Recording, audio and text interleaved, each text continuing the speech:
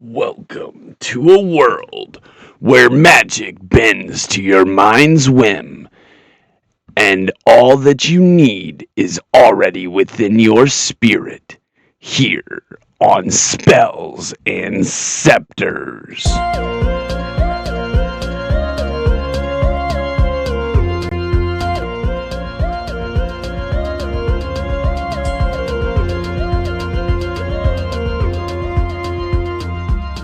Before the world knew flame or fate, before the sanctum raised its gate, a dragon wandered tired and worn through misty skies of silver morn. It searched for peace, a place to lie, beneath the glow of moonlit sky, and in a valley hushed between two gentle hills of twilight green. It bowed its head in softened light and drifted deep to dreams of night. It dreamed of fire burning bright, of honor shining pure and white, of moonlit sacred, calm and true, of secrets old and wonders new. From dragon dreams the whispers grew, a hint of halls the world once knew, where mysteries danced in shadowed air, and magic bloomed in hearts that dared. That was the dawn of what would be, where five fought fate and unity. Their story closed, their watch now done, five voices fading into one.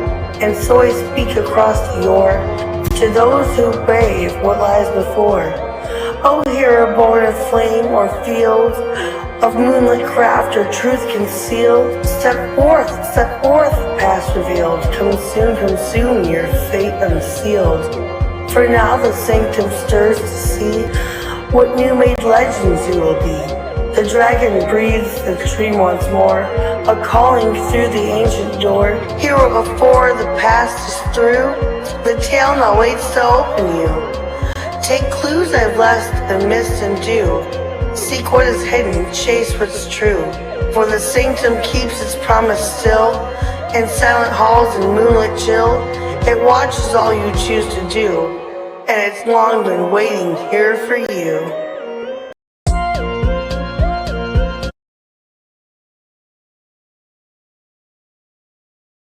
Welcome back, everyone. Welcome in Twitch chat. Thank you guys all for joining us. It is so fantastic to have you guys here. We're back with another one. It's Spells and Scepters with our cast and crew. Our amazing cast is ready to rock and roll. Say hello, everyone. Welcome in. Ooh, hello. I think we have Mario here.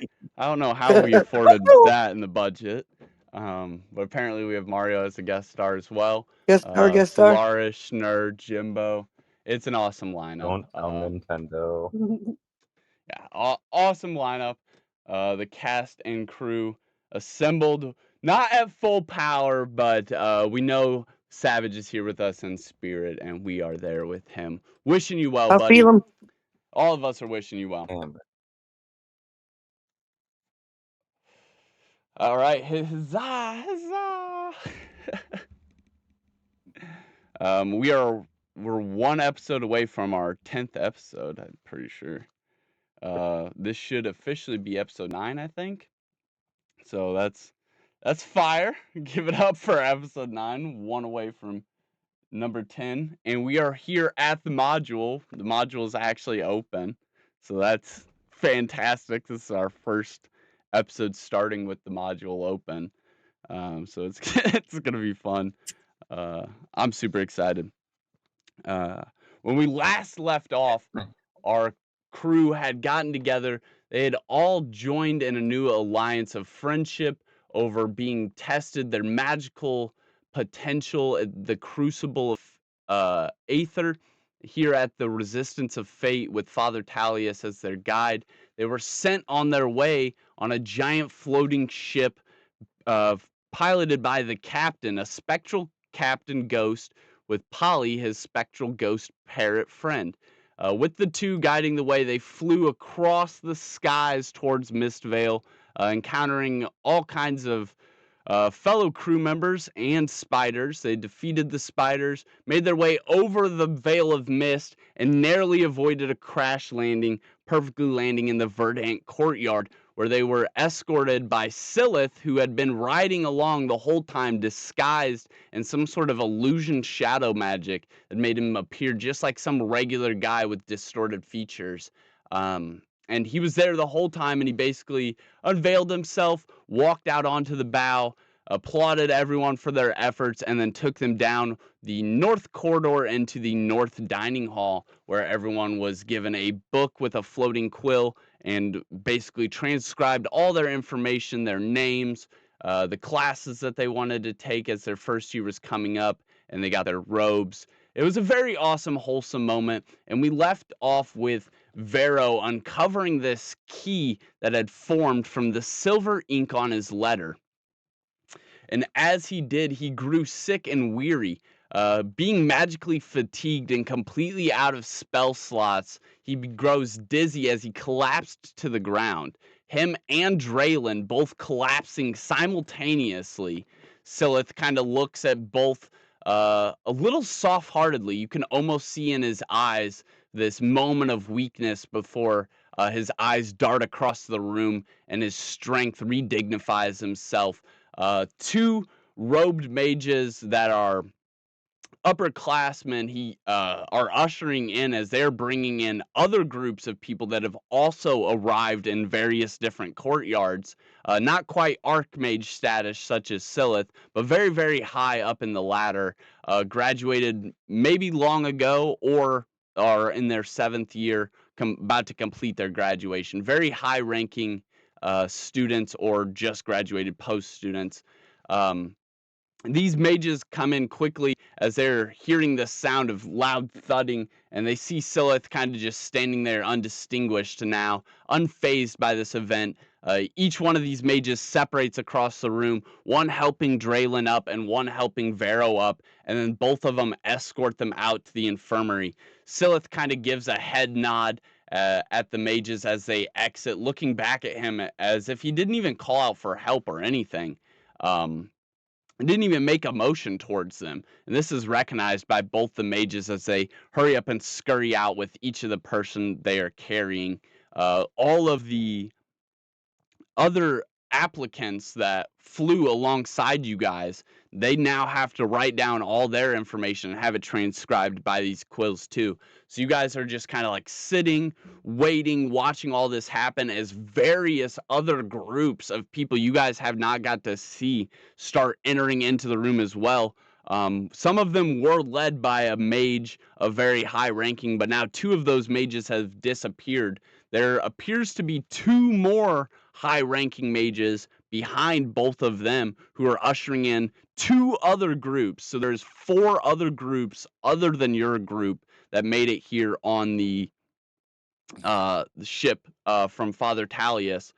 And so 5 giant groups in total. There is approximately around 20 to 30 of you. It's hard to tell as everyone kind of packs into this tight, long pathway in between these 2 tables on either side.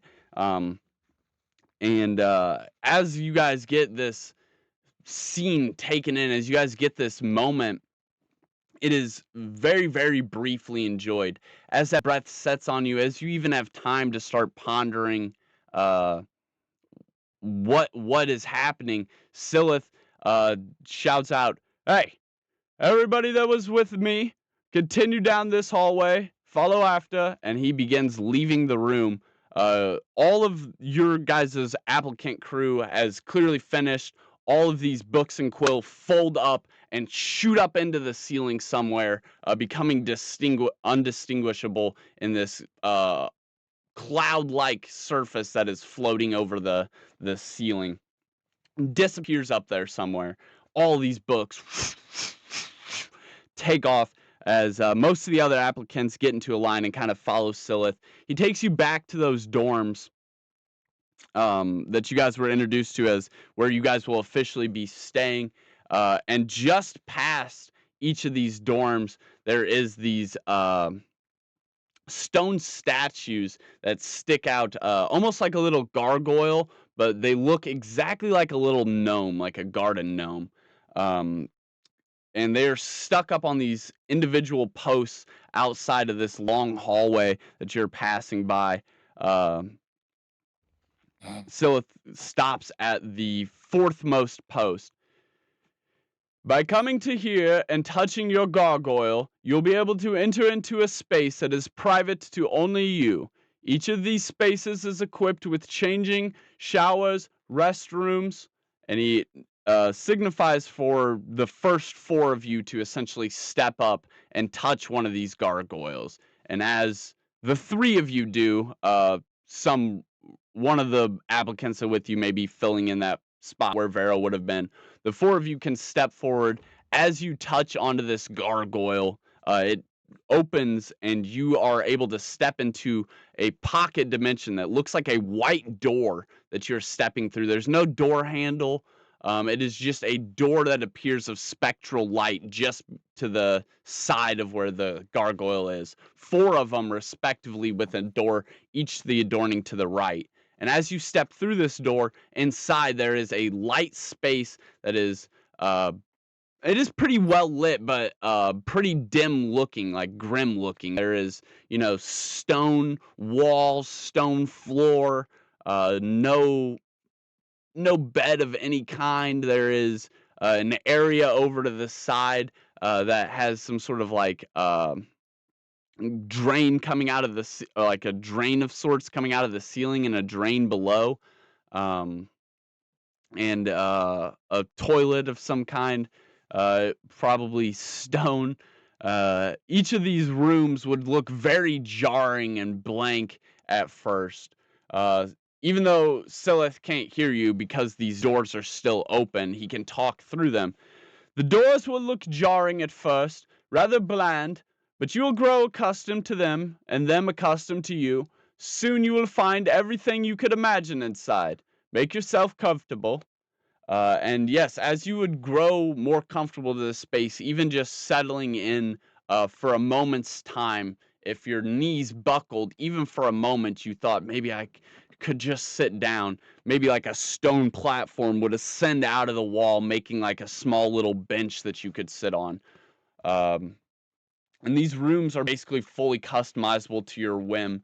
It is a magical bewitchment that is warping the reality in this space, much like the expansion one. This one just changing the atmosphere around you, able to actually tangible things through your imagination, but only in this space. And you can't take things from this space out, but you can bring things out and in here. This is a great spot to leave your inventory. It is also a great spot if you ever need to change. Um, if you ever want to do like scrying magic because it requires like a good amount of privacy, or if there's any like cantrips or anything like that that you would have to prep for, like um, that require a component that has to be prepped in silence or anything like that, something that you need intense focus for, you have this space at each of these gargoyles. You can come in and customize it however you like. Um, and it'll Okay, grow and so expand and change as you grow more comfortable and become a stronger with mana. So yeah, as you guys are now changed into all of your robes, you would gain your benefits again from those. You get your additional spell slot, you get your proficiency for whichever robe you chose, whether it be combat, your basic weaponry, wands, scepters, etc. So you'd start feeling these magical effects a little bit more. The room would start growing a little more accustomed to you. And then you are led back out of this room. Other people go into their rooms. This could be happening simultaneously. The only thing that so at some point you would eventually close your door while inside this if you actually wanted to, be in this room and use this space. The door would close behind you. You'd walk up. It would open again. And when your door is open, the door outside cannot open, and vice versa. So while they're stepping into their space, you cannot step out of your space, and while you're stepping out of your space, they cannot step into theirs. That's why there's four of them, so that you can kind of alternate. But while that door is open, no one else can step in, and vice versa. Um, so that's very important to remember. And it prevents you guys from running into each other while they're stepping in or while you're stepping out. Um, but yeah, as you guys are ushered So, out of these, you would see the other crowds are starting to go through theirs, and other parties by this time are probably walking down past you towards you guys are on the north end, so they're probably walking around past you towards like the east end, where there would also be 4 more of these gargoyles. And you could find 4 more at both of the cardinal directions, very close to near where the entrance doors to the castle are, um, which you guys are conveniently pretty close to by your dorms over here. Um, yeah, so after you guys have had this time to change and expand and look into this room a little bit, you guys are led again back down that same hallway. Um, the cold stone, lit by these bright, luminescent, magical fire lanterns. They remind you much of Morph, who would have probably disappeared and went with Vero up Yeah. to the hospital to keep him company. Your Um, best friends. and this Morpheus' good little warm, rat. flickering, magical light would remind you much of your guys' friend Morph as well. Yeah. And yes, so you guys would continue to walk in silence, all of your footsteps, just slightly out of sync because you guys aren't a marching troop. You're just a large group of people marching. This very off sync, unrhythmic sound echoing down the halls. A low hum begins to sound audibly present. It's not really much of a sound, though, but more of a pressure. It's almost as if you can feel this castle breathing in, out. The pressure pushing on you, the pressure relieving, pushing, relieving. It's as if as you're walking, this place is resonating and adjusting to your very life force. Each step, all of this unrhythmic marching grows a little more rhythmic. Not much, but just a little less chaotic. The warm chill, the vibration of this sound all comes to a subtle still as these 2 large golden and ivory doors, much like the golden and ivory roofs atop the castle, come into view. Um, Very close to where the entrance arches is, but across this large opening where the staircases connect up to. You guys would now see many of those off in the distance, not quite as far as before, but much closer into view. And you can, in fact, see there's all these staircases that bend and warp up in like impossible directions and lead to hallways that are like slanted or bent. And just in the distance down this hallway, you might be able to see some doors or uh, entrances that don't look like they make sense. A door on the ceiling, a hallway turn that's like slightly ajar, tilted down like 60 degrees. Like it wouldn't make sense to have a door like that. No one would want to step into it going forward. Just like these weird odds and ends of different passageways would start to become more and more visible as you walk past them more and more. And these large staircases and this giant opening where you would see, dude, it's almost like a giant rib cage. You can see the true breadth and heart of this place is here. All of the surrounding building and architecture, it almost seems to all convey to this central point. And these large golden doors are just at the opposite end of it as you. And they're built with this just look to them that it screams at you that they're like antique and ancient, but still pristine and glorious. And this hum comes to an end as they open with no wane, but this large audible groan as this place that breathes in that pressure again. You can feel it almost pressure on these doors as they push against that pressure and open up. and the large symphony of music from inside can now be heard. You hear this ruckus of laughter and chatter. All the other groups, second years, third years, fourth years, fifth years, sixth years, seventh years, all the other groups that have arrived with you now conjoining back with your guys' group again, as you guys are led into these giant golden doors, golden and ivory doors. Just past them, this large, beautiful entry hall.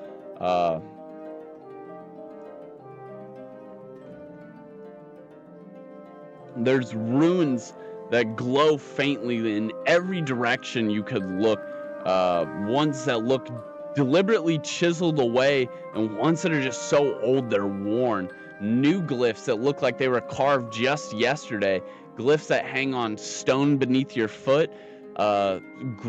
Runes all up and down these giant centerfold pillars and archways. This room lined with tables that are just absolutely jam-packed with students, 5th years, 6th years, 7th years, all of these people joining for this ceremony or this feast, as you are expecting there to be a feast. All these candles lined by giant silver platters, no food yet on them. All of them wearing many similar robes like you guys are, but some of the higher years, wearing different robes, and some intermingled different ones are wearing like their class robes. So you'd see like some bright blues and some dark purples, some reds, some greens. And yeah, Silith would just continue to usher you guys down towards this main long table where it seems most of this entire row is empty. And it is so long, you think probably all 30 of you could probably sit in this one row down this giant table. This large empty row of this table leading all the way down to another table that runs horizontally across the room in the other direction, where you see so many giant chairs that are not quite filled in yet. Giant candles and pristine crystals and decorations lined around giant platters that are also empty, lined along this giant table at the very far end. You see, as Silith enters the room, 2 staff members immediately make eye contact with them, shift away, and look back at each other. They're both wearing these different black cloths that look very eerily similar to the Bloodbloom family cloth, but this is without the red lining, and very much more darkened satin black, definitely obsidian veil teachers of some kind. And yeah, you guys are allowed to get in there and sit down, find a spot next to each other. I automatically assume Jimbo and Schnurr, you guys are obviously close to each other. Solaris, you could jump in there next to Schnurr on whatever shoulder she's sitting at. Right, whatever side she's on, yeah, because they're going to share a chair, eh? And yeah, so that leads you guys in. You guys are sat down taking all of this in, and turn it over to you. Me? Yeah, open initiative. Anyone can jump on it. Hello. Oh, well, where's the goddamn cheese for this food?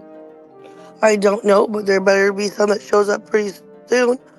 My name's Amanda. Kidding. Like, how am I supposed to eat this?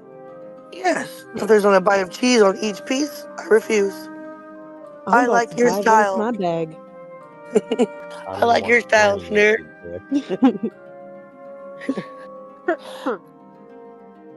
So, Schnurr, I know. Have we fully talked? Yes, I know we haven't talked much, but I even wrote back to a friend of mine that I left here to go help about you, but I didn't remember your name, but I remember it now. I'm glad we're talking. Well, howdy, I'm Schnurr. Hello, Schnurr. I'm Solaris. Hey, hello. Now that we're officially introduced, why don't you tell me Yes. about yourself? Oh gosh, there's so much. Well, before I came here, I lived in the woods in a little house that I built with my friends, the pixies, and all the animals.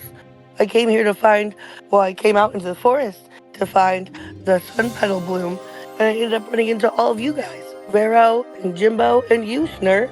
It's been really fun meeting all of you. I'm just really excited about being here. I like, I like to be out during the night. I like the moon. And I'm really excited to learn about why we were all kind of gathered here together. Why we were all excited, gosh, what the heck words? Why we were all excited and pulled in the same direction as each other. That is very true. It has been a very fun adventure so far. I agree. So I see you're sitting on top of a little dude there. Is that a good friend of yours? Why, yes, he actually saved me quite some time ago. Ooh, how did that happen? Turkey's gone. Well, there was this one fine ass day.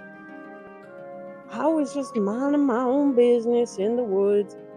My ass got jumped by some fucking turkeys. They were some weird, scary creatures, man. I was so little, I thought I was a goner. And then Oh this no. big old shadow thing came, and it was Jimbo. The rest is history. He helped me out, I helped him out, and now he's my little shoulder ride. And I don't That's gotta lift lovely. as much, you know. That's so lovely. Also Well- retcon turkey jerky into inventory. Yes, I sort of remember having a giant turkey thrust at me and Vero once while we were out in the woods just eating around our campfire. I remember turkeys now. Well, I don't know where that would have came from. Yes, odd. That's suspicious. That's weird. Yes. Jimbo, you see the little nerdy guy, Joran, the teammate of Bramble. He's like writing all of this down, and he's like clearly watching them exchange this information, and then like writing down more. Looks back down to his notes and starts writing more. Or sorry, not Joran. Sorry, Bron Ashfield, the older brother, the guy that's not on Bramble's team. Okay, so just to make sure real quick, not the dude that I ditched the fucking cursed ass stone on? Right. No, absolutely that guy. Yes, absolutely that guy. Okay, just making sure. Yeah, no, that's the correct guy, yes. Oh,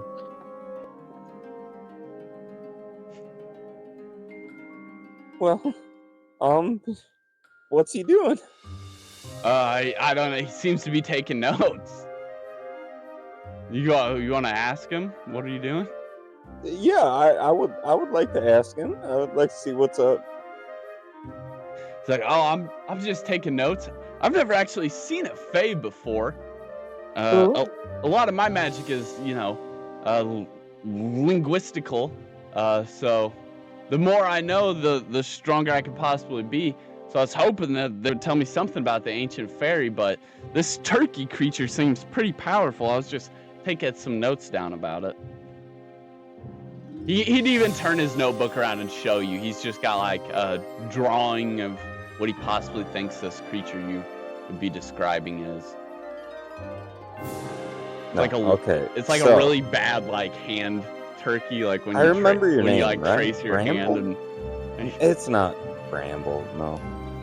no, Braun. it's Braun. Yes, Braun. The guy who thought he knows everything. Oh, good sir. Not the nerdy Braun. one, but the one who was like snooty, who thought he knew everything. So, have you ever seen a turkey, good sir? No. I'm actually very, very curious about this creature. Have you ever seen a Tarrasque? A Tarrasque? Yeah. No. I don't even know what that is. So imagine like a Tarrasque. But it's like, probably like 3 times, maybe 10 times stronger. What? They're a pretty brutal species. They can be What's friendly a Tarrasque? sometimes, but a Tarrasque? Yeah. That's some world-ending event type shit. Describe this creature. Like, that for makes me. a turkey. A Tarrasque, that'd be like some giant shit. It's ready to... That's an atomic bomb. You're breaking apart molecules. You just made yourself the first fucking Hiroshima. Is it like Like, a that motherfucker crustacean don't or fuck a around. reptile, an amphibian, Yeah, or reptile, avian, bro. reptile? Okay. And it's giant And then nuke turkeys reptile. just like evolved Okay. from this shit. He's writing it down. He's taking that information And in. fucking, it just destroyed. And then it fades back over to Schnur and Solaris. So, Schnur, I'm interested in what really drew you here after we all met. I know why I came here is because when I was trying to help my friend, I heard this voice in my head telling me I needed to get this sun pedal and like this urge that directed me in this direction. And now that we're here, I'm very excited to see like what this means, how I can connect to it, and like why I'm so connected to the moon and my animals. What about you? Please. Yes? Okay, yes. Fair, I fair. am in search of the great cheese. There has What's been gonna a happen when you fabled get to the great great? cheese. Dude, I'm gonna What eat are you that gonna? shit. Oh, you just go. Okay, so it's just a I'm gonna save culinary it, but I'm gonna eat excursion. it. Interesting. That's pretty fun. I like shiny stuff. Do you like shiny stuff? Because the first time we were in the market when we first got here, I found this ring. It was silver with this beautiful gold gem on it, and Vero helped me haggle the guy down to a way low price. Actually, we ended up getting paid for it, so that was pretty fun. Yes, he's got the best haggling skills. I stick around him. But yeah, Interesting. yes. So do you enjoy the shinies as well? Oh, shinies are very nice. Yes, I agree. Shinies and cheese and rocks. Ooh, rocks are good as well. I like to cook. I like to forage as well. Do you like plants and stuff? Plants are pretty chill. I'm small enough I can just sit on them and, relax. Oh yes, that's very true. That'd be so interesting to be able to do. Sit on a flower. Look at me, 6 feet tall and so clumsy. I'd probably just trip over it. Well, just remember next time you're picking a flower, I might be in there. That's a good thing to think. Try not to Oh, make me into a stew. Oh, very true. But you've got to be into cooking at least a little bit since you guys catch and kill all those turkeys. They are delicious. I remember the one you gave to us. Dude, them are hard to find. That's Yeah, a man. luxury. So I Luxury. suppose it's sort of a delicacy. Yeah. Yeah, have you ever seen a turkey egg out in the wild? I have not. Yeah? They start out small, but they turn out to be Monsters. Yes. Biggest bird I ever saw was a pigeon. Oh, no. This thing is like 10-time pigeon. Yes, not Big until I met you pigeon. did I ever see one.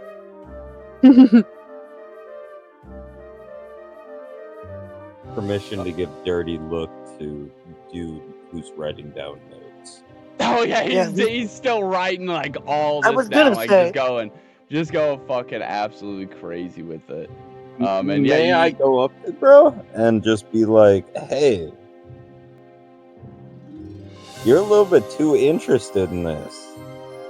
You gotta respect my schnurr. Oh, sorry, I'm just trying to figure out, magic and stuff. This is just how I learn. I just write it all down. He's just, you can look at his notebook if you want. Maybe. I would like to ask permission to do so.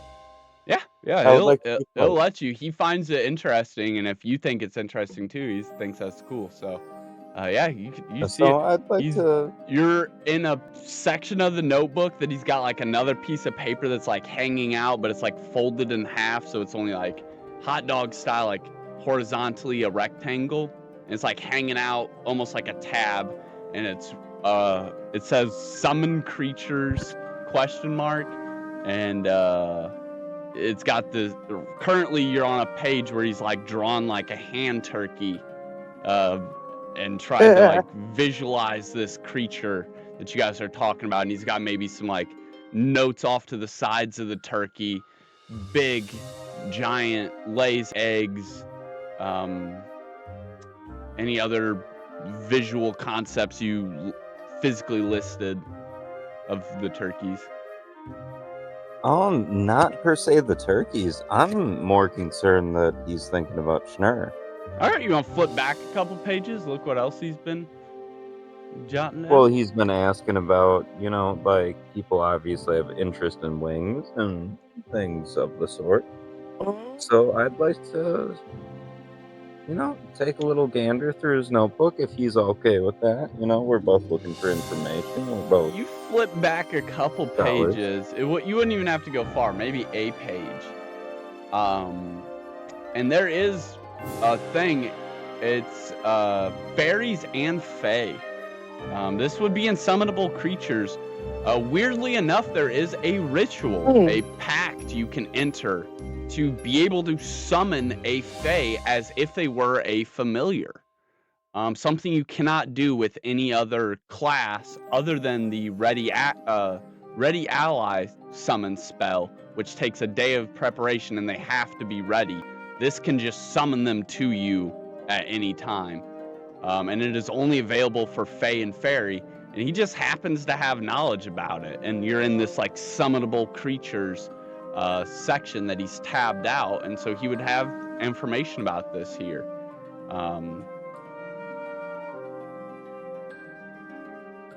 Dare we roll like investigation? What are you curious about? Well, I'm curious about more so where the knowledge comes from than the knowledge in itself. How did one learn this? Well, that you don't know. It's not written down in there where he learned it from. Can I just peek over Jimbo's shoulder and see what he saw and go, whoa, that's weird? I just want to make a comment. Yeah, absolutely. Like seeing that you can summon a fae or a fairy, and my friends are fairies, and Schnurr is a fae, but you could just like call them, snatch one out of nowhere. I think that's crazy. With the right conditions. Could I potentially ask Brooke? Yeah. It's a pact. It's a pact. So what exactly are you interested in? A pact would commonly refer to a oath or a promise or an agreement of some kind, a deal. So that would mean that both this person has to want to summon that person, and that fae or fairy would also already have agreed to being able to be summoned. Okay, they have to accept. Okay. Yeah, it's some sort of pact ritual summoning. So may I ask, dude, why is he taking such extensive notes on something that could seemingly be irrelevant, but we don't know?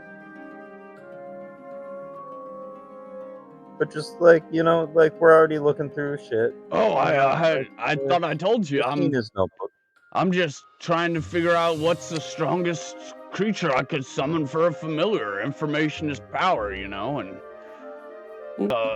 are you asking specifically about that page you flipped back to? I don't know what that really got to do with anything your allies are Fae. Yeah, I read that off of a rune somewhere back by my hometown. Pretty strange. Most people can't read it, but I'm pretty famous for being able to read just about any language. Something of a gift. I don't remember learning any of it.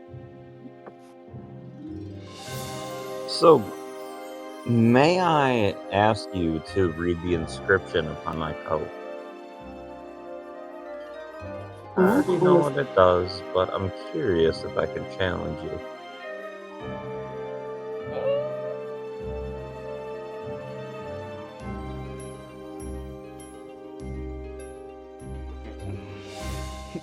We're about to see how famous he really is, I guess.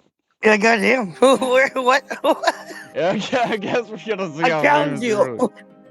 You said, okay, hold on. Hold on. Wait, I gotta think. I gotta roll.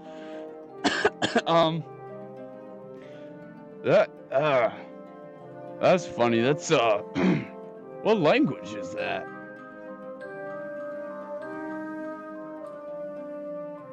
Bro, I thought you knew how to read it, man.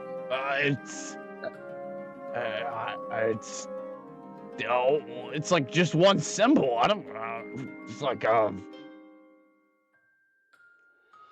don't know. I have no idea. I've never seen something like that before. Are you sure it's a language? It's an inscription, so I'll trust you. I mean, I'm Gotta by give me no some, means though. a master arcanist, but it kind of looks like spell work to me. See these points here? Those are the inscription circles. If you had 3 more of them, you would match an elemental wheel. 1, 2, 3, 4, 5, 6. So this uses 3 different types of imbuement. Something's been done to this. I can't tell what though. It might not be a language at all. It might be a magic sigil. That's what I'm saying. I thought you could interpret the sigil, right? No, he can read any language. Oh, but a sigil is not per se. It's magical spellcraft of some kind. I can't be mad about that. Bro gave it a good try. At least now you know kind of what it is. Well, it's definitely magical. Too bad it was on your back while you had the ability to cast Detect Magic. Dude, that's gonna be a very good start. Anyways, the platters begin to slightly levitate, like just very lightly off of the table here, as at the other end of the chamber, where there's these 2 arches on either end of the chamber, both of them with wooden doors embedded into them, with this kind of similar ivory, almost like vine-like etching built in around them. Both swing open simultaneously. All 4 doors wide open. Large glowing light coming in from either side as staff begin to fill in from both sides. Most notably, right off the bat, this large glowing light from the right side you see step in. It's Father Talius, and he's like with this large ass staff walking forward, stepping up alongside here, with a clear visible sweat on his brow for the first time. And he is just stepping forward. This large, massive smile that you've seen back at the Resistance of Fate is gone. He's just a regular old man. He is this glorified, beautiful image that you've seen of him is not present within this moment. He's just walking forward, appearing to just, for once, be a regular human man with this large staff, kind of crutching on it as he hurdles himself forward inch by inch. You see a woman behind him in dark violet robes, with like maybe these soft moonlight and stars across it, and all these people start entering in as the Grand Magistrate steps up to to the podium there in the very middle. Silith Bloodbloom also comes in the left side about the same exact time, leading in the other group of teachers.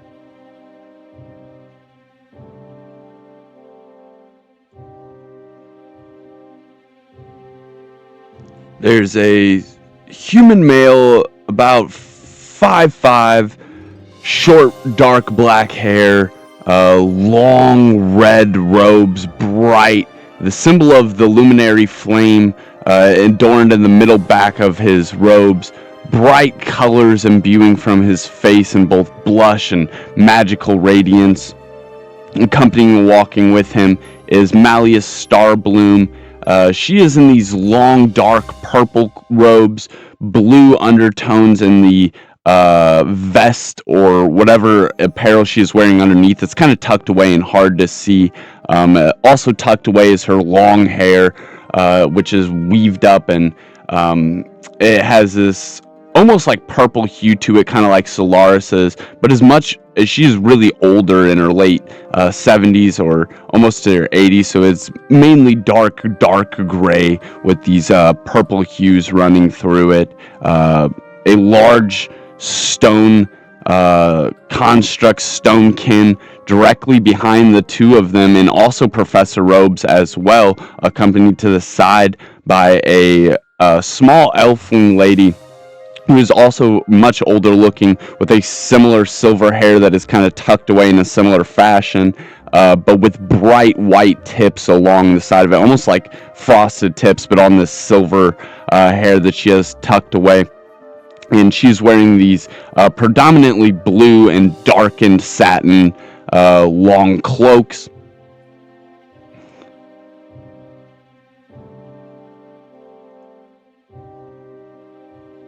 And the Grand Magistrate is this very elven-looking man. He's definitely an elfling, but he has very, very elf-like features. His chin is incredibly pointy, and he has just this long jaw that sets against these long golden locks of hair, these very pointy ears.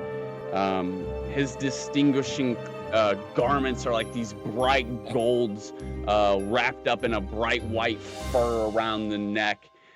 These gold cloths with hues of white running through them.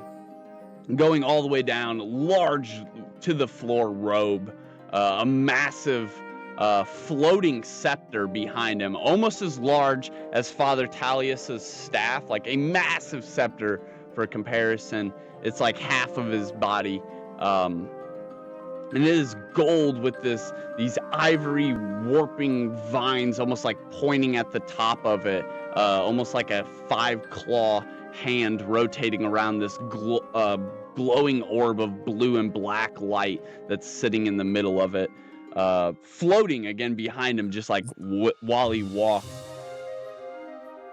Students! That's terrifying. Of Mistvale Sanctum, it is my great pleasure to welcome you in as we begin our ceremonies for the beginning of the new year. And as we welcome you all in to make new memories, we reflect upon all of those that we have made this year.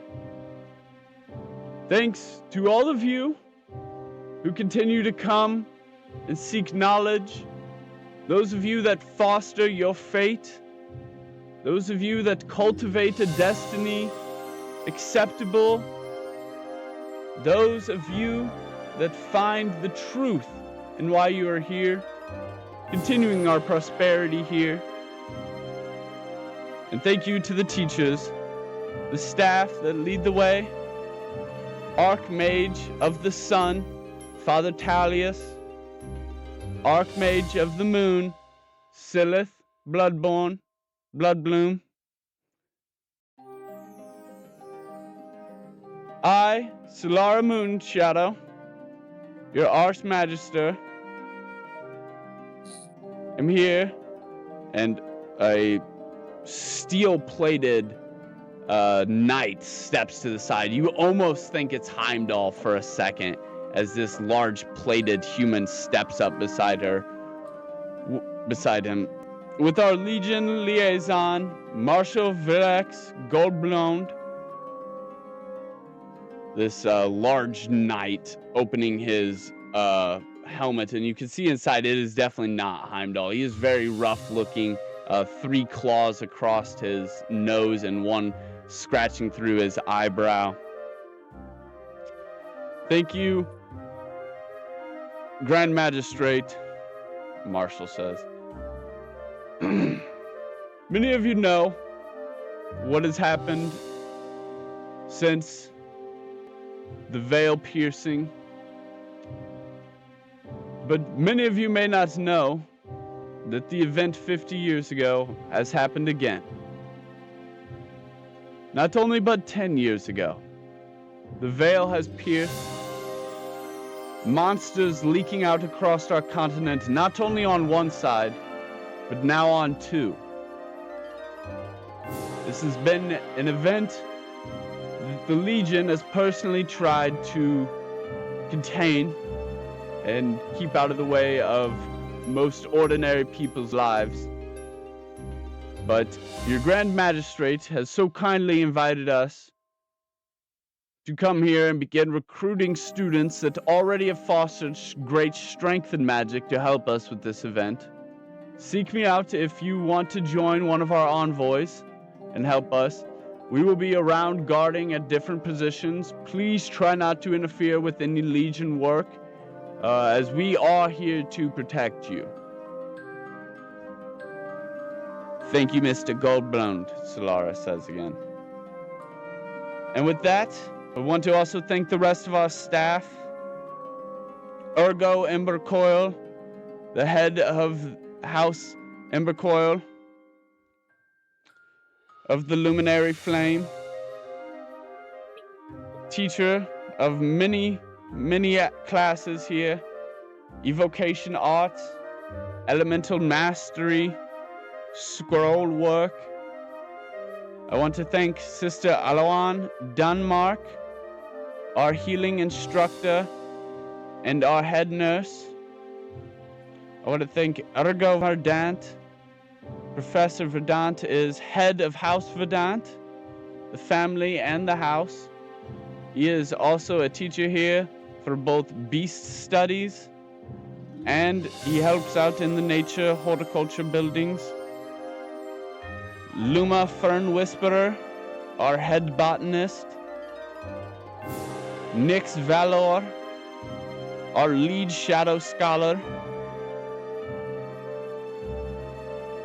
Professor Aether Coil, head of Aetherbound Star. Oren Clockspire, our chronomancy professor.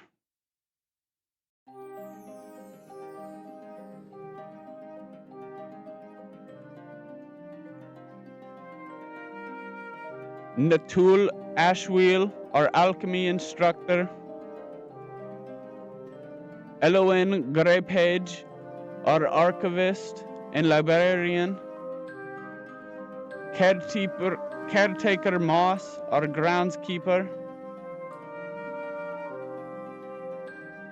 And I want to conclude thanking everybody by welcoming in all of our New Year students.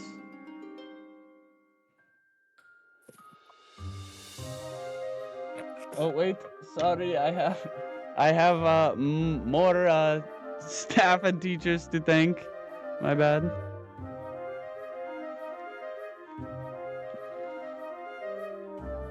Lydia Frostvale, head of Ward Arts. Seferina Luminera, head of Charmcraft. Callum Nightsong, professor of illusions. Heim Verdant, our head of beast studies. Lyra Bloodbloom, our head of herbcraft. Solara Moonshadow, professor of divination. Varian Thornshade, shadow arts professor. Athilius Quillwright, our arcane history professor. Willowmere, Potions Professor. Arctis Flintforge, Wandcraft and Scepters. And Professor Crescendo, our teacher of Arcane Thrum. Thank you all, staff, for everything you guys do. We could not forget a single one of you. Would never in a million years forget a single one of you. And welcome in all of our New Year students. Thank you so much for joining us. Those of you that passed are the following: Kaylin Emberforge, Eisen Emberforge, Muriel Hazeweave, Vexus Starpath, Bron Ashwheel, Joran Ashwheel, Bramble Ironroot, Riven Blackmote, Asaro Soulcast, Draylin Bloodbloom, Vero Shadowstar, Solaris Ray, Jimbo Clover, Schnur Schnifflers. From Group 1.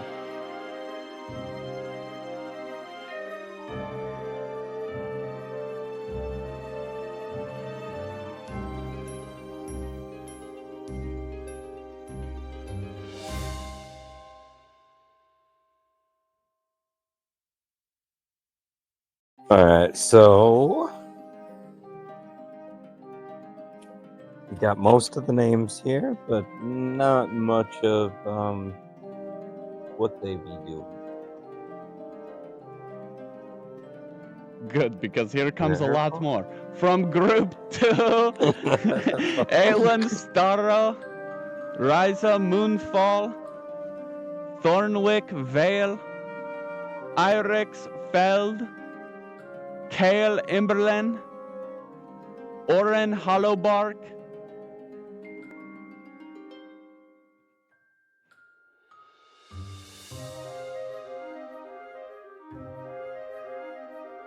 Should we do a brief intermission here and like go back over that? and from Group 3, Celine Brightmere, Bran Coilmark, Mira Glowfin, Nyx Thornvale, Pip Underleaf, Elowyn Frostmere, Rook Ironward. Then it fades off into the distance, and Group 4 and 5 are relatively, doesn't matter.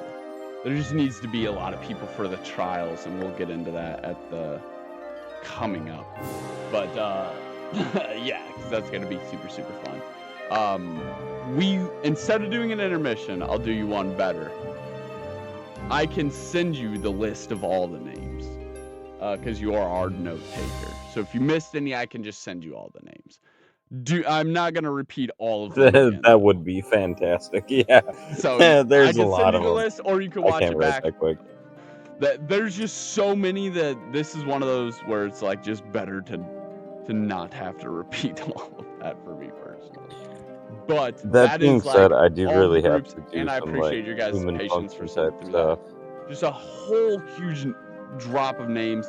And most of these people are people that you've seen and already met and interacted with on the boat.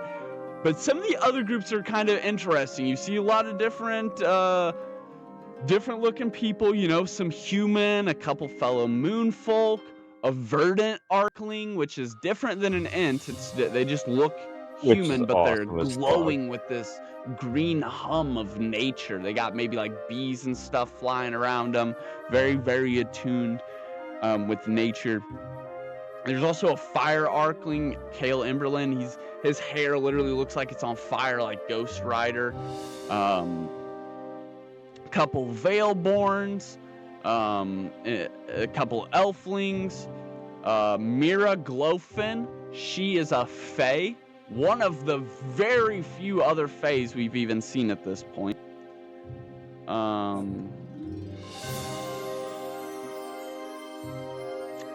Pip Underleaf. That's the first quick wit we've got to see so far. And Elowen Frostmere, she's really cool. She looks really weird to you guys though. She has a lot of bandages across her back and like on the robes, like not like actual bandages that would be like covering up wounds. Like across the back of her robes, there's a lot of bandages wrapped up kind of like some sort of holster undercarriage. There's two main sections of strands that are coming up around the side, holding these two big bundles of feathers on her back, basically against her back, keeping them folded down. And Rook Ironward, this big dude that's walking behind her, kind of like clanking side to side, much like Heimdall did. He's a Steelkin, one of the new variants that we're getting in the new update. He's a giant robot-looking guy, but without any robot parts, just a giant steel moving construct. So a few really, really unusual looking characters here.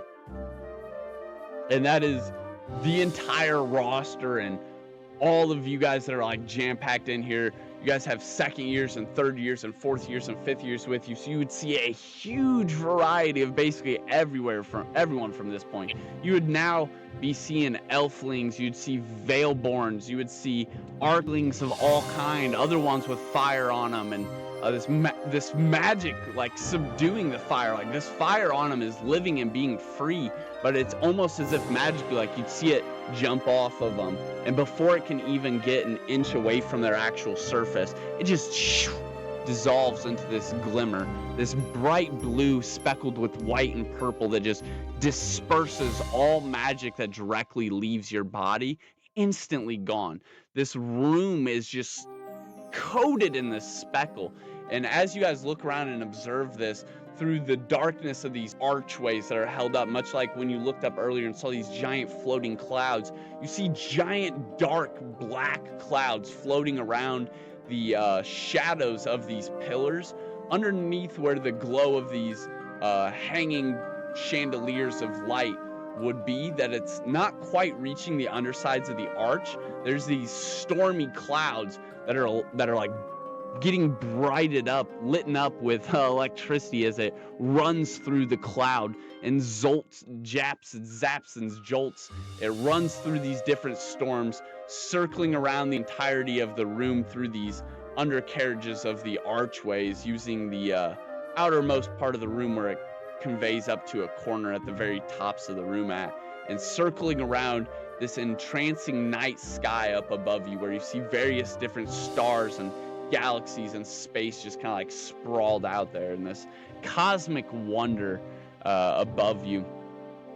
Behind the teachers and staff, there's this just giant mural on the wall that is just glowing and seems to be the living moment captured in this moving, entrancing canvas. As you see, there's 5 heroes of this golden light draped in golden clothes, much like the magistrate is wearing, and all of them with various different unique features. The one in the centermost being a human that is literally like holding the sun up in his hands, shadows swallowing around the entirety of the canvas around the sun, smoke as the fire licks away at the shadows that are circling around it. As he holds it up, all of the companions around him seeming to all be perishing in the moment. A tree ent that is basically holding up the last of his life force, leaning it over to the hero. A fallen elf already on the stairs next to him that also seemed to be doing a similar motion with their arm, reaching out towards the middle. And 2 heroes on either side, one of them with their face kind of like obscured by the darkness that again is like encircling the entire canvas and almost like trying to encompass everything. One of them is like already obscuring his face, and the female, her face has actually been like chipped away and magically broken off of the canvas. You can see long glowing golden hair as she's also holding her hand up as well, trying to lend her energy, but is clearly being pulled back and away from the situation as she's like the farthest away. And yeah, that's a giant mural that's kind of captivating this smoke and light in this just singular moment. It's not like anything is actually happening. This is just one moment in time. Not enough for you to even really understand what is happening in this moment, but you can see them kind of like moving and wavering in the moment, trying to hold this giant sun of energy up. And all these spectral lights that dance off of the ceiling kind of enamor in this and glamour it up a little bit. Beautiful. And the magistrate continues this speech as you guys are enamored by all these lights and different visuals before you zone back in. And so we have 10 short days to enjoy this ceremony before another year of work begins. Before many of you will return to your studies, and many of you back to the dungeons you crawl, the monsters you slay, the hard work you do for many of the villages around. And we will always be here to help you on your path. All you have to do is ask. And with that, I officially announce the ceremony of the 10 days to the new year has begun. And he takes his staff out of the air, his scepter, and slams it on the ground. The ceiling, all those clouds kind of fade away. The darkened sky that was showing night stars and galaxies disperses, and you see a bright, glamoring light of sun across the ceiling. It's almost as it switches to day. You hear birds in the distance and different wildlife sounds just so far away you can't quite distinguish them. And all of this food just appears on the platters before you. There's anything you could think of, from plump chicken to savory steaks. There's all kinds of the fair foods that you would have seen. Wheels of cheese and loaves of bread. Sausages and all kinds of food would just appear on these platters for you guys to just go to town. Nice raw meat. No, it's Yeah, I'm getting me some rare steak, some roasted veggies. Give me a potato. Yes, Solaris. Yes, we can be homies. Hell yeah. Don't forget about the wheel of cheese, man. Pass it this Oh, way. yes, and please, at least several slices of each type of cheese. Yo, that's like the whole wheel. Go full of fondue on this shit. We gonna have some nice, rare, maybe mid-rare, depending on the cut. Depending on the steak. Just drizzled with fondue. Maybe some fine herbs, good seasoning. Garlicky butter, a bunch of them herbs. Damn right. Is that another cheese? It is. And another one just appears. It's as if you take it away and more is just there. It is an ever abundance. They have people away in a different section of the school just cooking and cooking and cooking, and they're magically transporting it here as you guys are feasting and grabbing food. More food just gets transported there. It is unvanquishable, a continual continental of food. Ooh, I'm gonna have to roll out of here when I'm done. So, for the next 10 days, make yourself home here. There will be ceremonies around. We host a festival at the equinox. And we have this year's trials just about to conclude. You can watch many, many final trials for this year to see who makes it through to this year's year finale tournament. And you must watch the tournament, of course. Any young wizard or witch, sorcerer or sorceress, you must come and seek and see the sights of these wizards. They have trained and they have fought. They have made it through the trials, and they are the tippy top. And they will collide to see who is truly the best. And then we will host a beautiful festival of lanterns, and we will sail off this year all of our dreams and expectations of everything that didn't happen. We will let go of in this beautiful moment of letting light into the sky. And then tomorrow, when the following year arrives, we will bring in new hopes and new expectations, new ambitions, and you will truly be set free on your quest for knowledge here at Mistvale Sanctum. Woo. So as you guys are eating, you guys are like kind of just enjoying this moment.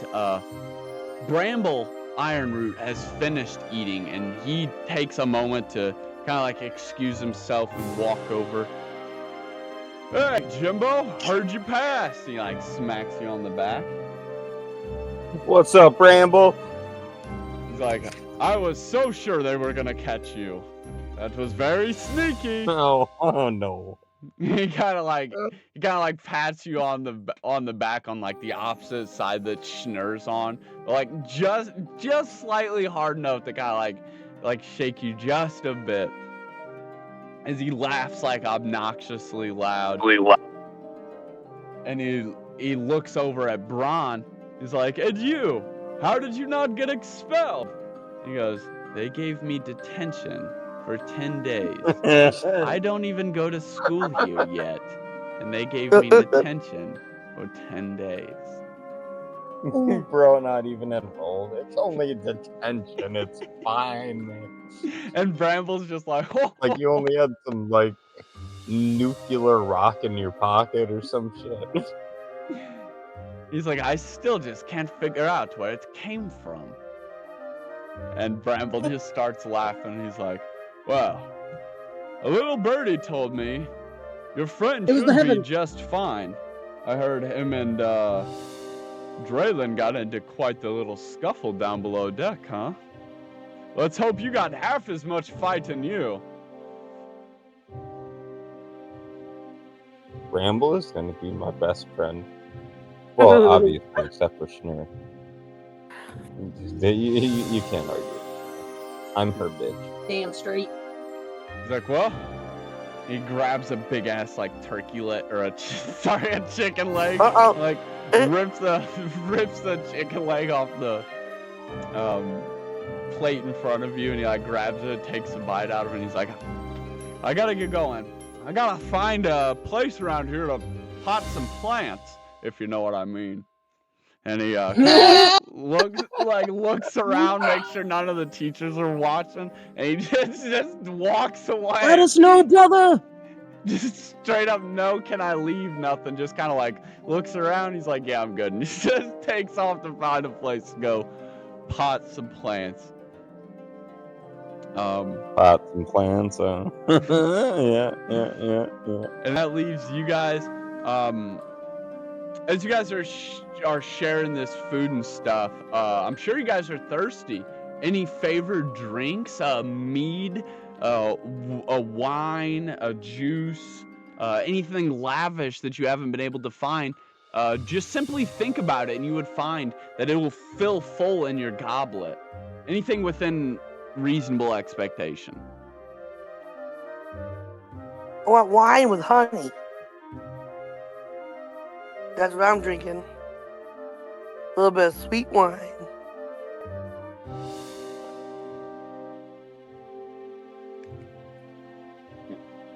Jimbo? We're doing a drink. Oh,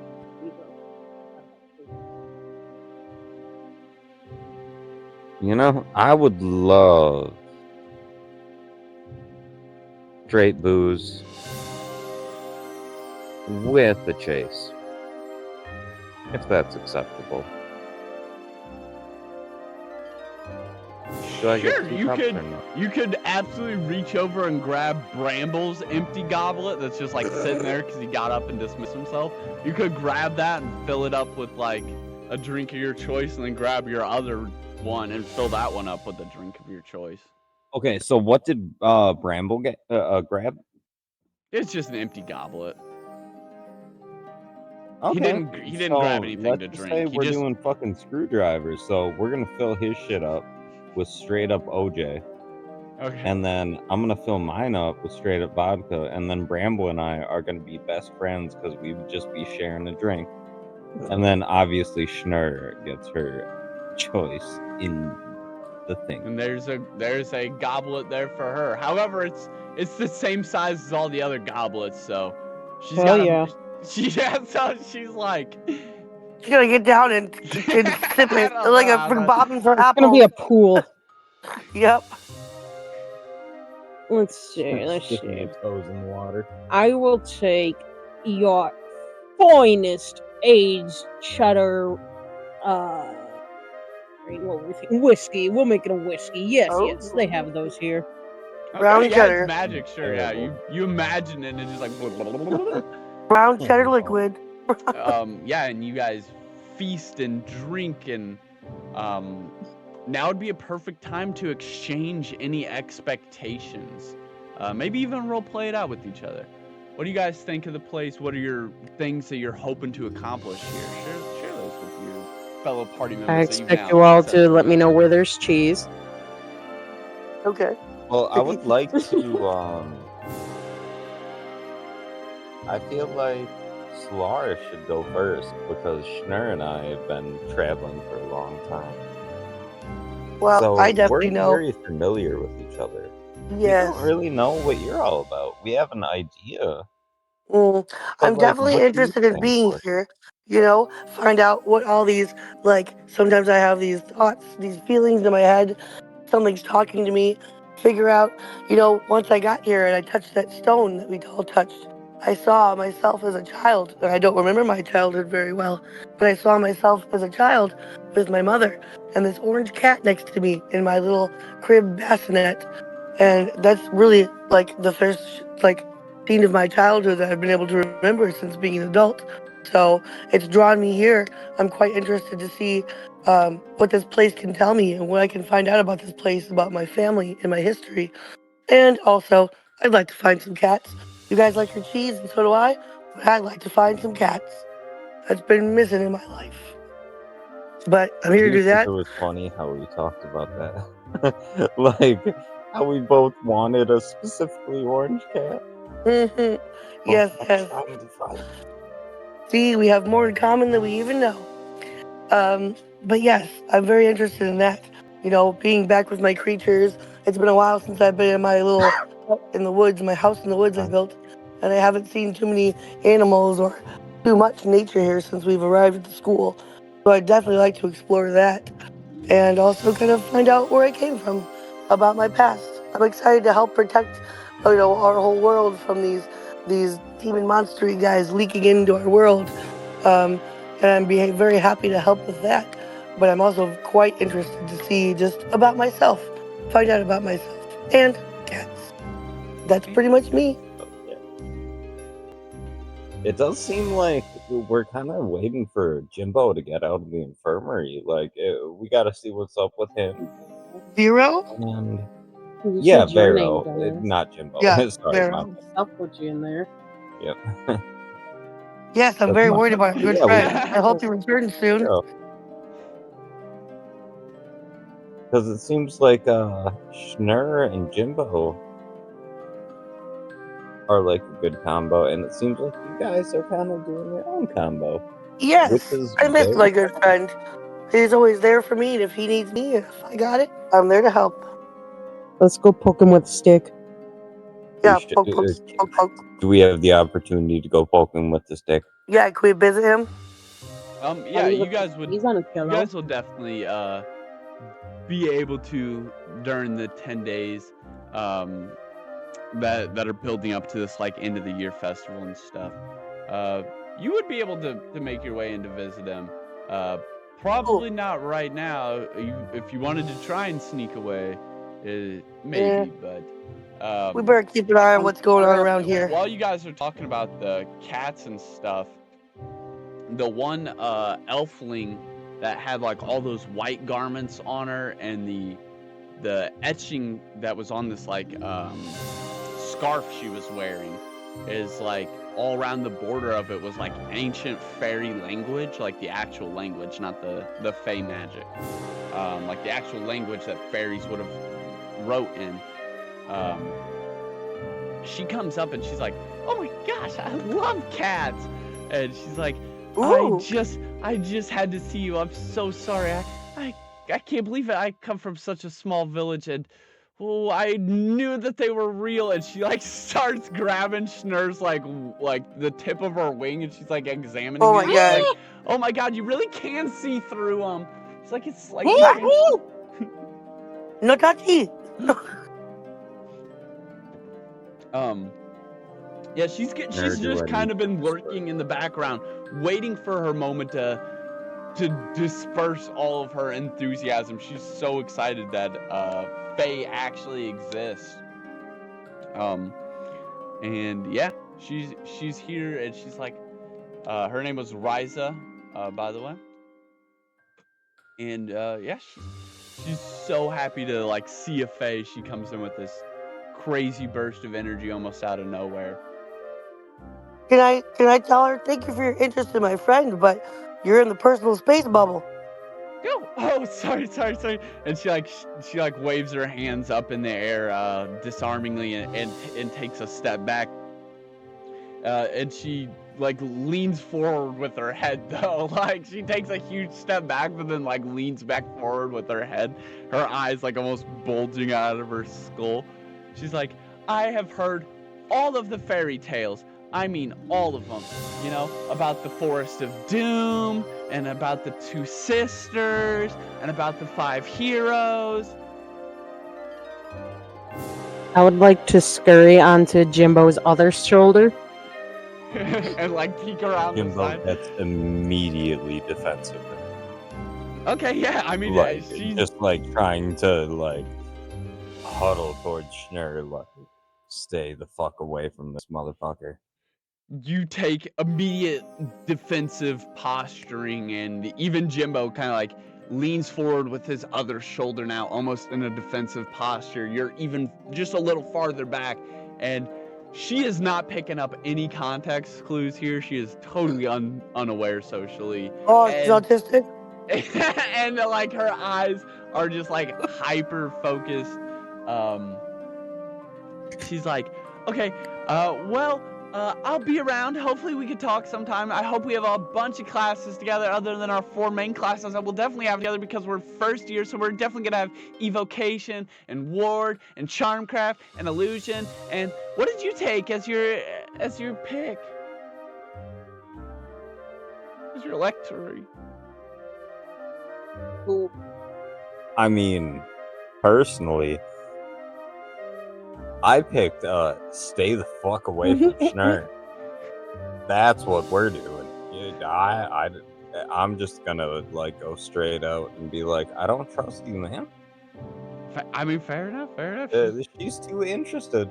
I Very may be a little bit excited. She just aggressive, doesn't but have that's any. for the sake of the good.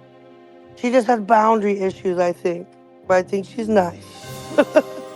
Yeah, not inherently bad, but be respectful of Schnurr. I took beast studies and creature bonding. How about you? Oh, that's super cool. I definitely did not, but I am Meat Shield. I had to take arcane history. If I don't pass 7 years of it, I'll get in real trouble by my older brother. He's super big into us carrying on the family tradition because our parents passed away. So I have to learn to inscribe, but I think Beast Bond is pretty cool too. You just gonna get a whole bunch of pets and stuff? It's kind of what I'm going for. I just want to be able to communicate with all the creatures. Me And be personally, best I friends. think enchanting would be super cool because wouldn't it just be so nice if we could just have the dishes do themselves, or have the laundry do itself, or really just have all the chores do themselves. That does sound wonderful. Damn right. Maybe next year when we get to pick a second class too. Anyways, I'll be seeing you guys around. I better get back over there. And she like kind of waddles off. She's kind of short for an elf, so she's like basically your guys' height, but she kind of like waddles away. And yeah, that brings close to the feast. If you guys are full and stuff, you guys would be able to stand up. And at this time, yeah, you could absolutely journey and try and find a staff member or somebody that would lead you to the infirmary, or you could return back to your dorms and take a private moment to either customize your personal space that you guys were given, or set up in the dorms that you guys have. Would you guys like to visit Vero and then go hang out at our beds and set up our little area? That was my first ambition, was to my first thought at least. I would really like to see how Vero's doing, and Me too. so we can all agree, go see how Vero's doing. Well, most of the teachers and the staff have actually like dispersed. The arcane magistrate is still there. He's still kind of sitting in the large grand chair, kind of like watching over everyone with a very like prospecting look, maybe once in a while scratching his beard, a very short scraggled beard. That he looks like for the most part usually keeps himself well maintained, but it's just lately gotten away from him. And he's kind of just scratching at it, looking around, prospecting, and you only see one familiar face that you would maybe think to ask for help to lead you somewhere, and that would be Father Talius. He is still here, his large glamoring light at one end of the table, be the right end, the left side for you guys though. But it doesn't really matter. You'd be able to just approach the side of the table and... Can they launch me over at him and be like, "Hey, ooga booga"? Yeah, I mean, yeah, sure. Yeah, but you can throw me faster. Don't frighten the old man. Throw me. Oh, yeah, you could if you want, Jimbo. You want to throw Schnur across the room? I'm gonna chuck that bitch. Yeah. You throw her, and she goes flying, using her wings to kind of like glide and get into position. She lands directly in front of Talius in the air or on the platter. He's not really eating anyways. Oh, it's the small one. He Father kind of looks a little rattled at first, and he leans back before pushing back even further on his chair, and then standing up, his old body kind of like hunching forward. Oh, where's the rest of your friends, small one? Oh, they're over there. We were gonna see if you could like bring us to the infirmary. Oh, that's such a long walk. Okay. And he like picks his staff up and slams it on the ground very lightly, just a tap. The light on the end of it for a moment flickers. This bright enamoring light kind of dims and then rekindles bright again. And now there is a second Talius standing right next to Father Talius. He's large and strong, glowing smile across his face, these unwavering nerves. Looks like the perfect Talius that you've seen back at the church. And this Father Talius, since he's young and youthful, will lead you to the infirmary, and you make your way back. Talios. Huh? Hello. Hello. I'm glad to see you all made it in one piece. I did think Sillet's test was a little bold this year, but if it needs to be, it needs to be. Glad to see you all made it here safely for the most part. I hear one of your friends fell ill. Tragic timing, truly tragic timing. Let us check on them, huh? And he starts walking forward with his staff and these slow incremental steps, much like the old one, but he's healthy with them. He's not crutched and abled. He's instead moving the staff. And you guys follow him a very long distance along a long embarking hallway that would go back into the center area where everything kind of conveys up one of these large arching wraparound stairs that would seemingly form perfectly into this hallway, even though the stairway itself doesn't really make much sense. It starts on the left side of the room, goes up at an ever slight angle, bending around before making a full U shape just before touching the other wall, and then bending back up the opposite way, intermingled by a couple staircases on either side of it that are both diagonally running against it, and maybe one that's like going diagonally in between the two flights of stairs in this singular wrapping staircase, in between the two platforms. As you walk up and around this large wrapping staircase, it would lead to a hallway that is mainly just in the middle of a wall, kind of like floating up there.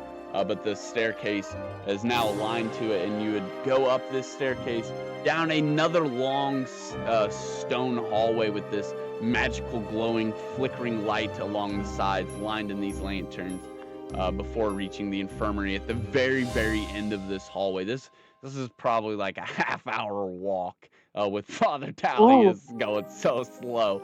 And these Can we wooden carry doors. him? Huh? Can we carry him?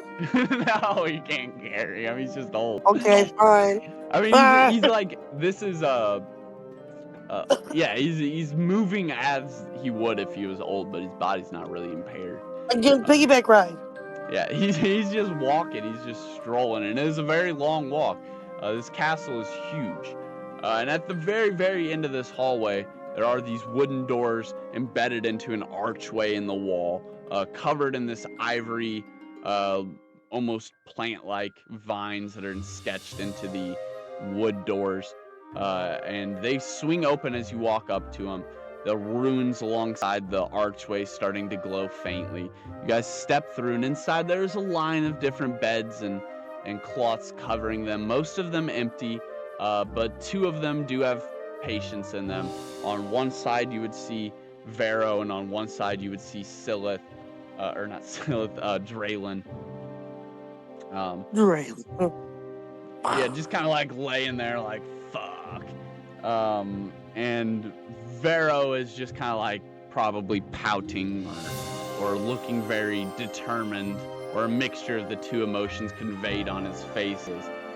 He's not really suffering from anything other than the lack of magic. He just basically burnt through everything he had, and so he collapsed.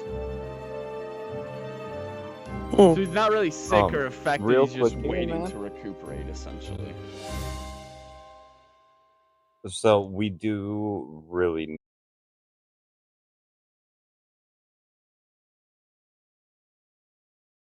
all of his magic. And in this moment where the three of you are kind of hunched around Vero, who's laying there, half laid back, Father Tallius behind you, and Draylen to the other side. Father Tallius, after a moment, speaks up. 300 years ago, this hall held 5 survivors of an event that has happened more recently. Tonight, it holds you. I believe there are no coincidences. You survived the forest, the road, and you survived yourselves. It already places you above the dead.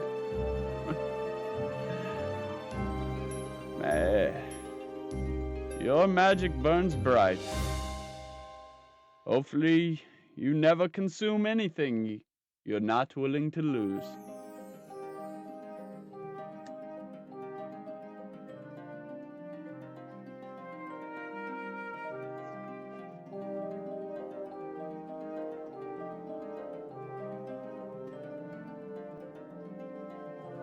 Why are you always speaking in riddles, old man?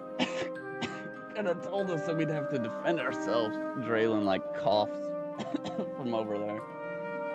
He is a little worse condition than Vero, because he has also expended all of his magic, but he also got injected by one of those stingers, so there is a physical hole that is healing up rather quickly with the healing magic present by the head nurse and the stonekin golems that also function as nurses with healing wards on them. Speaking of, one of these stone golems, these stonekins, kind of wanders into view. Very soft thuds in its feet as it walks over holding a tray full of different platters of food from the feast for Draylon and for Vero. Sets the tray down, these magical runes that have been carved in its stone body glowing with this healing aura. You can feel how healthful and beneficial it feels just to be around one of these stone golems. And it kind of walks over, leans over top of Vero, almost like a mother giving their kid a kiss on that forehead before bed, leans over him, gets close enough where it's running some sort of inspection, looking over him, and then stands back upright and does the same, walking over to Draylon, leaning very, very up in his face over him, scanning him up and down. He's like, oh, this is gonna take some getting used to. I hope I don't end up here very often.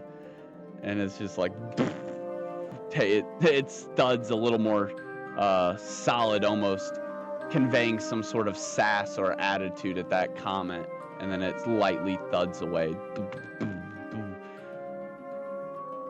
Well, Draylon, if you were clever, you would listen more than you speak. But for the wise, you will pretend that you do not notice when others fail to do the same. He quickly flicks his eyes over at you, Jimbo. Mistvale records everything, including lies that you tell yourself.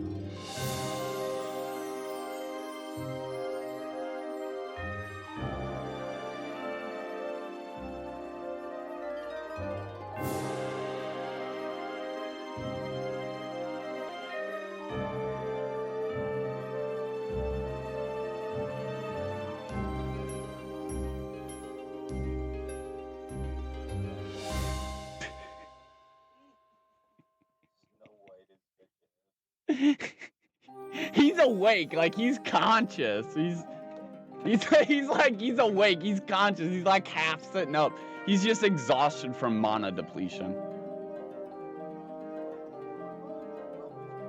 Yeah, you guys go for it. You're leaning in, moments away, seconds away from touching his skin. He's like, what are you guys doing? What's going on here?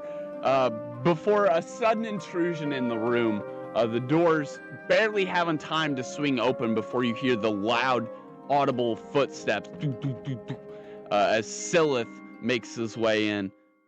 Talius recruits. He looks over. Draylon, still in bed? How have you not recovered by now? This was a simple test. You should not have endured this much harm.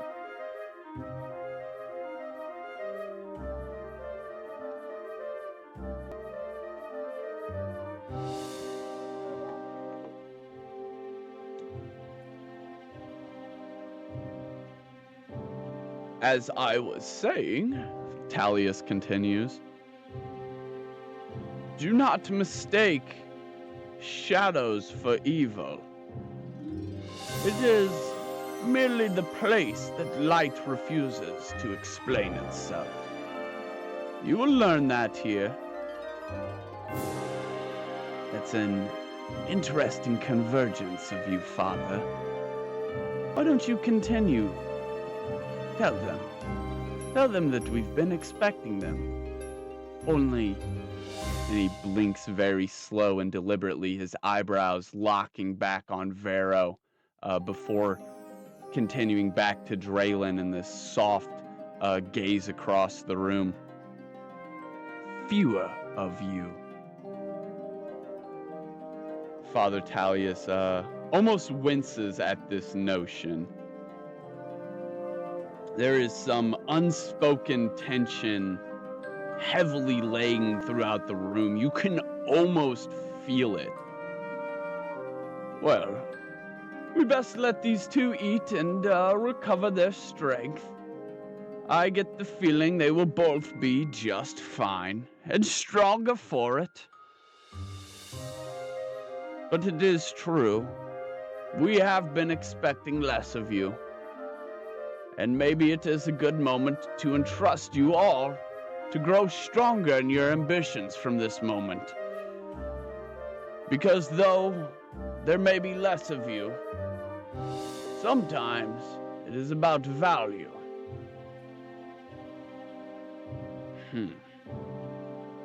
I guess I can agree with you on that, Father. I do believe power is immeasurable. If it is controlled, that control is better than a handful of wizards who can't control it. Father Tallius takes a moment, his eyebrows curling as he thinks about how to reply. Some believed power must be controlled. Others believed that it must be shared. Both sides were nearly correct, Silith. Silith has this look on his face as if he is ready to admit defeat. A weird look to describe, his eyebrows not looking sly and angled forward, almost looking curled and soft like Father Tallius's. His eyes in this state of utter dilation and almost frozen, locked on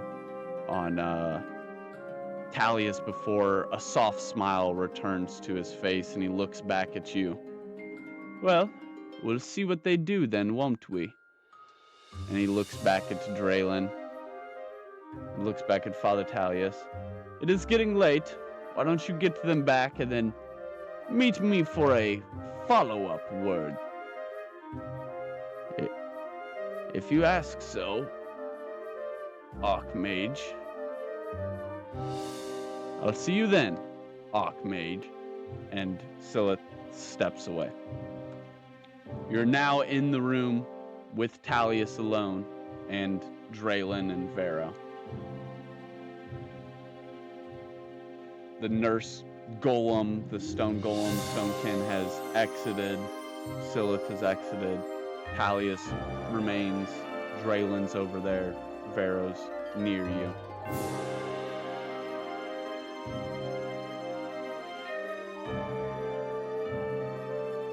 He should be up and good by the morning. A good full rest should jolt him just fine. He'll be upright in no time.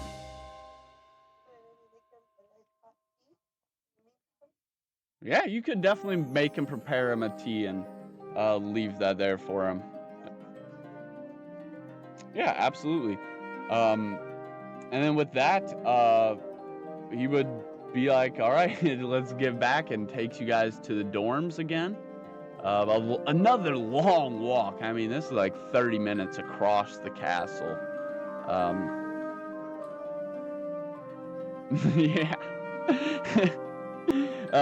Because Father Tallius won't let you carry him. Yeah, you continue along this corridor, once again meeting the stairway into this large grand conveyance point in the middle of the castle, and then from there are able to make it all the way back to your guys' corridor and back to the dorms in where you guys are staying. And you guys are able to nestle in for the night, and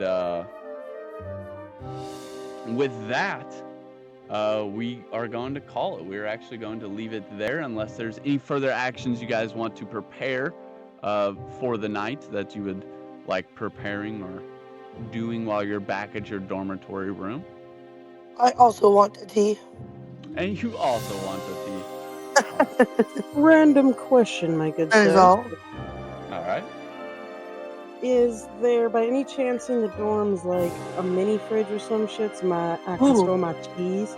Yes. Ooh. Or what if there's like a little like in the floor since it's a castle, it's very cold and stays nice and cold. Maybe a little hatch in the floor, like a dry cold storage, maybe. Since it's Hmm? these times. Yeah, I would say the best place for that would definitely be your space room, where Yes. you can conform that to anything you could really imagine within that space, and it gets bigger as you get more mana. You have a lot of mana being a Fae. You have a lot of spell slots. You could definitely like hollow out like a little cheese cellar, so to speak, like a little Oh, bunker down. Hell yeah, she's stellar. But it would just be more brick down there. It would never turn into soil. But well, see, but eventually if it you would get. think I mean, about it's it, colder I've and got the colder and biggest colder, room. sure. So it'd be fine for storing cheese. Yeah, you could absolutely store it there. And the best part about that is no one would be able to grab it. Mm. Well, and if you think about it, I have the biggest room because I'm so little. That's Yeah. true. You do, but That's technically, true. all the stuff you have though is the same size as everybody else's stuff. You know. Yeah. But I can get a smaller bed. It's Right. just. Oh like, yeah. she can technically get Okay. a Okay. I mean, there's not even beds in there though. Just put a marshmallow Not in there. yet. Sleep We on haven't that. Not imagined yet. them. Yeah, technically. Her could just sleep on a little marshmallow. So yeah, she could, and it expands too, so it's only gonna get bigger and bigger. Nice. So yeah, Solaris will make tea for the night. Yeah. Schnurr. And wait, y'all want some tea? Anybody else want a cup of tea? We'll take some tea.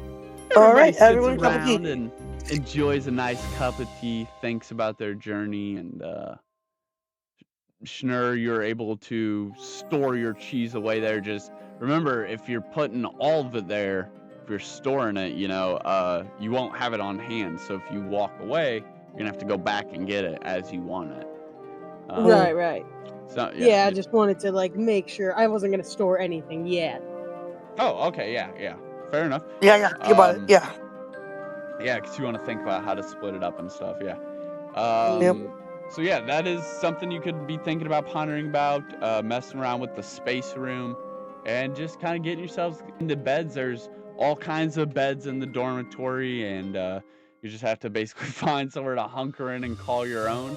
And you guys do. You guys could find something kind of near each other where you guys feel like at least it's familiar people around, and prepare to get ready to sleep so that you guys are rested up and ready for the countdown to the end of the year festival and the start to your guys' first year at Mistvale Academy. It is right around the corner, and that is where we will pick up next time on Spells and Scepters. Thank you for joining us for this episode 9, Fellowship of the Feast. And until next time, keep your spells prepared and be ready to learn if you dare next time on Spells and Scepters.